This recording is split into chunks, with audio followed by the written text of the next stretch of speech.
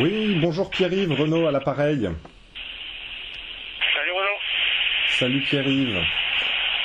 Alors je t'entends très très faiblement. Tu peux parler un tout petit peu plus fort? Parce Ouais. qu'on parle à fond, mais... Oui. Est-ce que tu m'entends mieux là? Ouais, c'est mieux. D'accord. Bon, depuis vendredi là, qu'on suit tes aventures, en lisant un petit peu les papiers que tu as envoyés, on a l'impression que la course commence à changer de tournure pour toi. Est-ce qu'on se trompe? Disons que surtout depuis 3-4 jours, on a commencé à prendre une vie à peu près normale, quoi. Ouais. On est revitalisé, ça glisse aussi, il fait beau, on est en short et en t-shirt, et puis on commence à y voir un petit peu plus clair stratégiquement parlant. Ouais. C'est-à-dire que c'est un peu une course bizarre, c'est-à-dire que à chaque fois que tu fais de l'ouest, tu gagnes des places, et à chaque fois que tu fais du sud, tu perds des places. Donc il y a des gars qui depuis le début de la course ils font que de l'ouest, donc ils sont très bien placés, ils sont très ouest et pas très sud. Et pourtant il faut faire tout le tour dans le cyclone par le sud, donc du coup il y a un moment tu mets vraiment à te poser des questions sur est-ce que j'ai la bonne trajectoire, est-ce que je descends bien comme il faut, est-ce que je suis au bon endroit. Donc ça fait pas mal réfléchir. Ouais. Et tu vois, c'est quand même la première fois que je fais une course à l'échelle de l'Atlantique avec autant de moyens d'analyse, avec des ordinateurs, les positions des autres concurrents et tout. Et donc ça prend bien le fou. Donc c'est un jeu assez subtil. Et je commence tout juste en fait à comprendre certains tenants et certains aboutissants. Ouais. Alors, effectivement, quand on regarde, là déjà, bon, tu dois être au courant, tu es en train de reprendre des places au classement, puisque là, a priori, tu es 20e au moment où je te parle. Et on a l'impression que tu es en train de faire l'extérieur, là. C'est l'effet que ça fait. Et effectivement, tu es en train de laisser ceux qui ont fait trop d'ouest un petit peu trop tôt. Est-ce que tu confirmes cette impression? Alors, j'ai pas fait la fin de ta question parce que ça... Oui. En fait, c'est exactement ça, faire l'extérieur. Enfin, c'est faire l'extérieur, sachant qu'on descend un peu en escalier quand même, quoi. Il faut bien vous imaginer que sur les Açores, il y a un anticyclone dans lequel il n'y a pas de vent, ou moins de vent que partout ailleurs. Soit vous faites le tour par le nord de l'anticyclone, ça s'appelle la route nord, qui est fermée cette année parce que l'anticyclone était positionné beaucoup trop haut pour ça. Soit vous faites le tour par le bas. Nous, là, on est en train de faire le tour par le bas. Et pour faire le tour par le bas, il faut descendre l'escalier le long d'une diagonale qui tangente l'anticyclone. Ouais. Et c'est pour ça que, forcément, tout au début, toute la première partie de course, où je vais essayer de gagner dans le sud en glissant le plus possible ceci, c'était pas très payant. Je perdais des places beaucoup, notamment par rapport à des gens soit comme le bateau April, des gens comme Brieux Maisonneuve, qui fait un retour très en chance, mais qui est encore très nord. Et ces gens-là, si on regarde bien les fichiers météo de ces jours-ci, ils commencent déjà à toucher moins de vent. Et même moi, dans la position dans laquelle je suis, je commence à avoir du vent un peu moins fort, et il faudra que dans la soirée, je décide d'empaler pour repartir vers le sud aussi, m'éloigner de l'anticyclone, qui est cette zone où il y a moins de vent, et repartir dans le sud où il y a plus de vent établi. Oui, c'est vrai que nous on regarde effectivement, on essaie de comparer avec April et avec JM Bruno, et effectivement, enfin a priori ta strat... C'est là, c'est caricatural, quoi. C'est vraiment les plus de l'ouest, ils ont fait que de l'ouest tout le temps, ils n'ont pas du tout fait le sud, et ils vont pouvoir le faire maintenant avec moins de vent. Ouais. Et c'est vrai que quand on regarde, on se dit que ta stratégie pour nous qui suivons ça, et pour toi qui la mène, elle est stressante au niveau du classement, parce que nous c'est juste des points sur une carte. Mais effectivement, j'ai l'impression que tu as pris une option qui va te permettre qui peut peut-être te donner la possibilité de regagner des places une fois que tu auras bien contourné l'anticyclone. De toute façon, ce jeu-là, il va avoir lieu jusqu'au bout. L'anticyclone, il s'étale sur 1500 000 de large, donc ça va être un jeu permanent. Et tous les routages nous montrent une route pas du tout ligne droite. On va descendre en escalier tout le long et relativement bas, même, je pense. Et voilà, la beauté de ce sport, c'est que tu prends des options très très tôt, dont tu ne connaîtras le bilan final que super tard, quoi, donc ça, c'est clair que c'est petit pour, quoi. Ouais. Et du coup, avec le temps que tu as, tu passes, j'imagine, plus de temps à l'extérieur à regarder autour de toi. Tu vois encore personne autour de toi. A priori, t'as personne à vue là. Ah non, j'ai personne à vue depuis. J'ai vu la seule fois que j'ai quelqu'un à vue, c'était Critère 8. Ouais. Quand on est sorti, quand on est rentré dans le monde nord, où on a envoyé des pieds là. Je l'ai vu à ce moment-là, je l'ai pas vu depuis. Et depuis, je suis tout seul dans mon coin. Enfin, les distances sont pas énormes. Le premier bateau il doit être à 30 000 de moi, mais je le vois même pas griller, je le vois juste sur la cartographie. D'accord. Ok.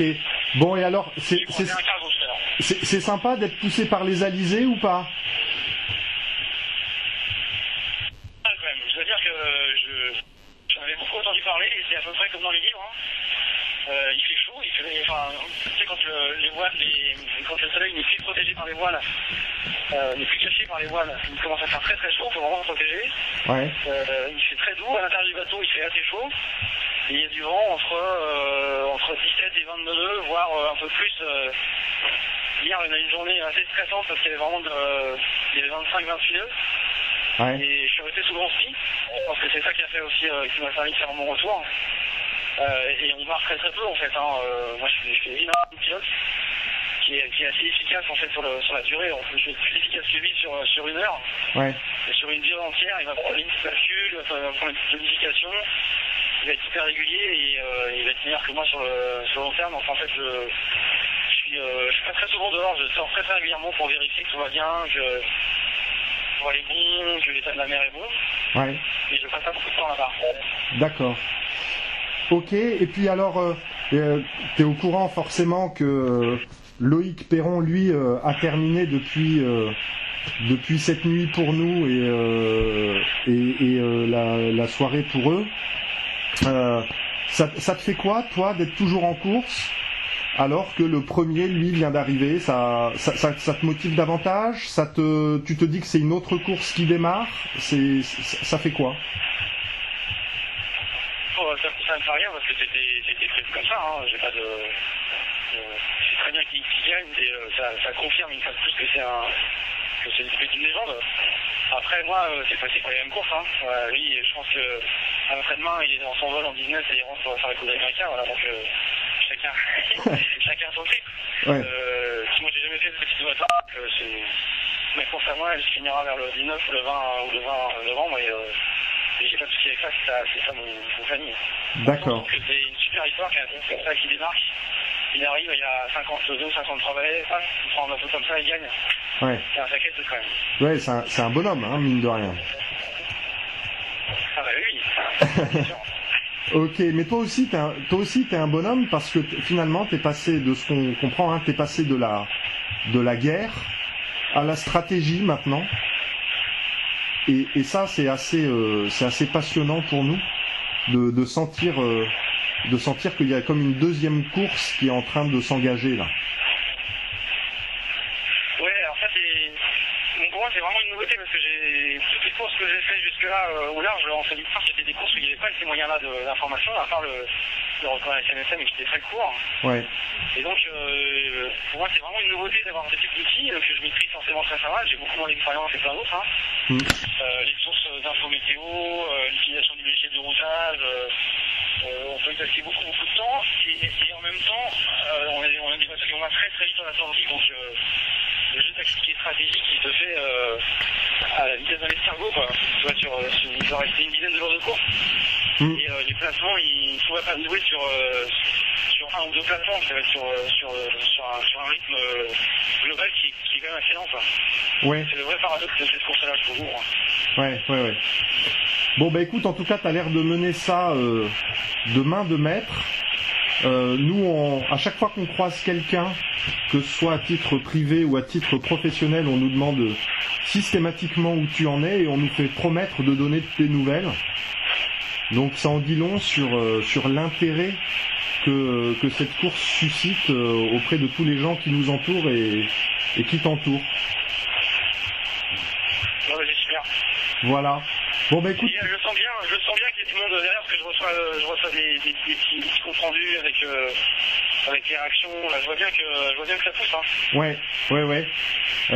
Et même d'ailleurs on a rediffusé nous, il y a ton patron Christophe Barbier qui juste avant le départ avait fait une petite vidéo dans son édito pour t'encourager. Je sais pas si t'en avais eu vent de ça. Ah non, on n'est pas vu. Non, bon donc du coup nous on l'a remis. Parce que je trouve que c'est sympa que Christophe Barbier ait fait ça dans son édito du 31 octobre. C'est une petite vidéo où voilà, il te souhaite bon vent pour cette aventure.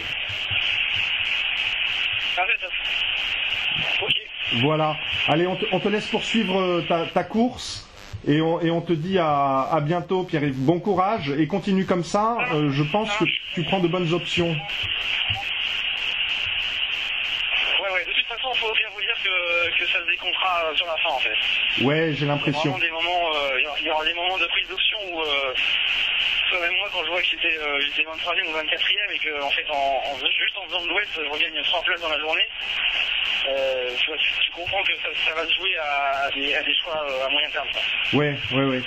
Mais effectivement la tête de course elle continue à refaire du sud là depuis quelques heures et je pense que tu le sais, tu vas très certainement devoir le faire toi aussi dans pas très longtemps. Ouais, je regarde tranquillement la pression atmosphérique et la force du vent. C'est ce qui va me dire à quelle distance je vais me trouver en cyclone, plus les nouveaux fichiers qui vont tomber à 19h là. Ouais. Et je pense que du coup en début de soirée, je tirerai un empalage. À mon avis, avant la nuit, je tirerai un empalage, je pense. Ok, ça marche.